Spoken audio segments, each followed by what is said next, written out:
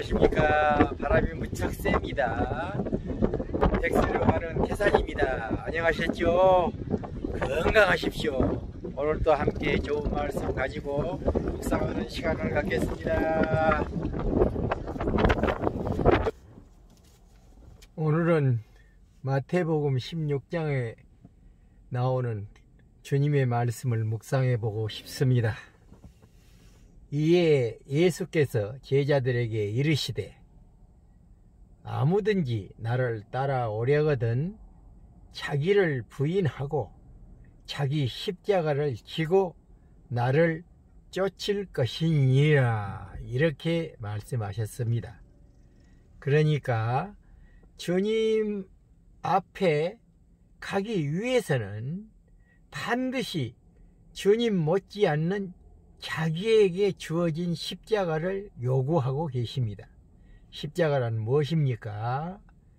자기에게 다가와 있는 고통과 근심과 걱정과 어려움입니다. 이게 바로 십자가입니다. 그래서 자기 십자가를 지고 나를 따르라, 이런 말씀입니다. 연극에서 30년 동안이나 예수님 역할을 했던 안톤 레인지라는 사람이 있었습니다.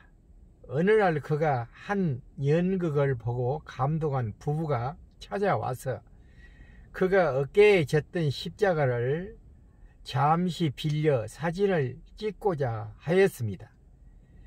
십자가를 지른 순간 남편은 깜짝 놀랐습니다. 십자가의 무게가 엄청나게 무겁기 때문입니다. 십자가를 소품으로 할 필요가 있느냐고 물었습니다. 안톤 레인지는 이렇게 말했다고 합니다. 내가 십자가의 무게를 느끼지 못한다면 내 역할을 할 수 없을 것입니다. 안톤 레인지는 예수님이 지셨던 것과 똑같은 무게의 십자가를 만들어 연극을 했던 것입니다. 여러분, 십자가는 가벼운 것이 아니죠. 예수께서 짊어지셨던 그 십자가는 나무 무게 못지않게끔 세상 사람들이 지었던 죄의 벌이 너무도 크고 많았습니다. 무거웠습니다. 그래서 도저히 혼자 힘으로는 지고 갈 수가 없었기에 예수께서는 십자가를 지시고 사형장인 골고타 정상으로 올라가시는 가운데 몇 번이고 넘어지셨습니다. 그것은 나무 무게가 무거워서보다는 세상 사람들, 우리가 지은 죄의 무게가 너무나 컸기 때문에 그것을 생각하실 때마다 감당하지 못하고 넘어지신 것입니다. 얼마나 불쌍하고 힘든 일입니까? 저는 십자가를, 예수께서 못 박으신 그 십자가를 방 안에 여러 개 걸어놓고 있습니다. 벽마다 있습니다. 제가 침실에서 잠자는 침대 바로 앞에도 작은 십자가를 걸어놓고 리빙룸에는 아주 큰 십자가를 걸어놨습니다. 그것은 왜 그렇게 큰 십자가를 걸어놨겠습니까? 제 아내가 그 큰 십자가를 구입해서 걸으려 할 때 말하더라고요. 저렇게 무거운 큰 십자가를 걸어놓으면 뭐 예수님이 더 당신한테 나타납니까? 이렇게 이야기를 하면서 핀잔 아닌 웃음을 던지더라고요. 그때마다 그러기 전부터 저는 생각했습니다. 그냥 작은 십자가를 지면은 제가 가볍게 생각되었습니다. 그래서 예수님 같은 큰 십자가는 아니더라 하더라도 좀 더 큰, 그래서 제가 길이 30인치짜리 나무 십자가를 예수님 거기 매달린 그 고상 함께 그런 십자가를 샀습니다. 그랬더니 근 200불이나 가더라고요. 그렇게 큰 십자가를 볼 때마다 제가 지은 죄의 벌과 그 무거운 짐을 제가 스스로 느껴보기로 한 것입니다. 십자가를 쳐다볼 때마다 무심코 볼 때도 그렇지만은 유심히 볼 때도 예수님이 지신 십자가에 내 죄가 거기에 바로 얹혀져 있는 것을 느끼고 보는 것 같습니다. 그럴 때 나의 죄의 그 잘못을 반성하고 회개의 계기를 잠시만이라도 가져보고 하는 심정입니다. 이렇게 해서 우리는 예수님 앞에 나아갈 때 자기의 지은 죄를 돌아보는 좋은 기회가 되고 있지 않을까 생각해 봅니다. 여러분, 우리의 삶이 고통스럽다고 생각하지 맙시다. 우리의 고통은 내가 지은 죄의 벌에 비하면 아무것 아닙니다. 또 그 죄는 반드시 벌이 따릅니다. 우리가 몸에 어떤 상처를 받으면 피 흘려서 딱지가 덮이고 반드시 거기에 그 흔적이 상처의 흔적이 남게 됩니다. 마찬가지로 죄를 지으면 죄는 사함을 받을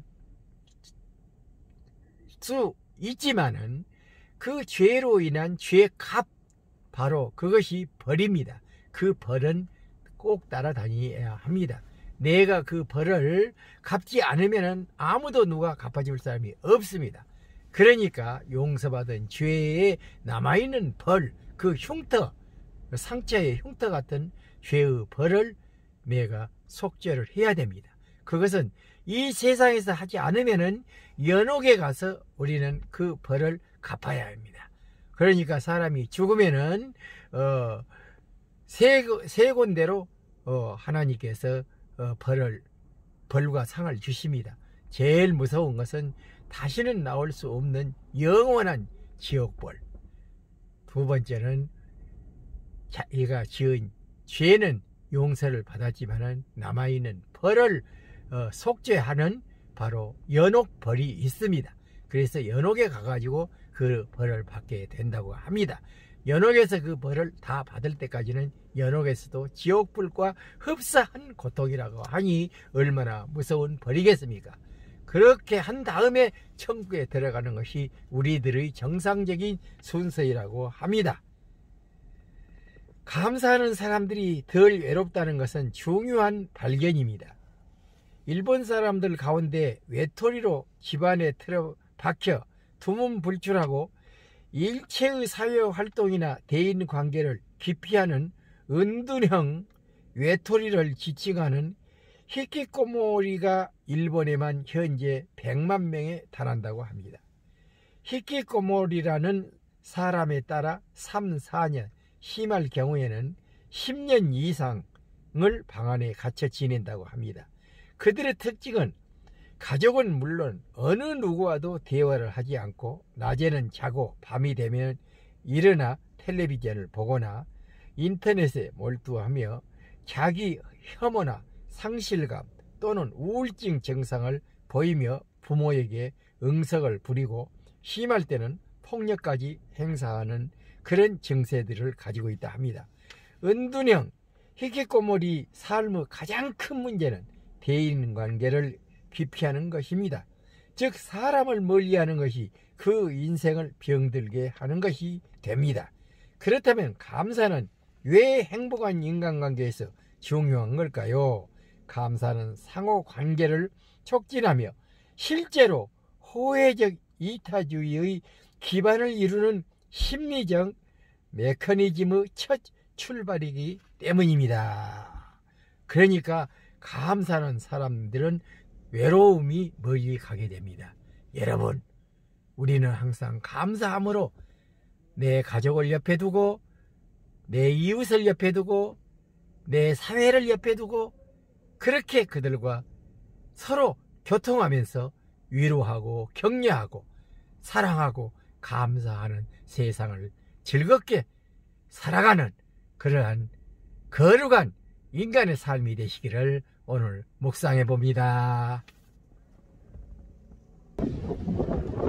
좋으시죠? 좋은 날입니다. 행복하시고 평화를 빕니다. 내일 또 건강한 모습으로 여러분에게 인사드리러 오겠습니다. 안녕히 계세요.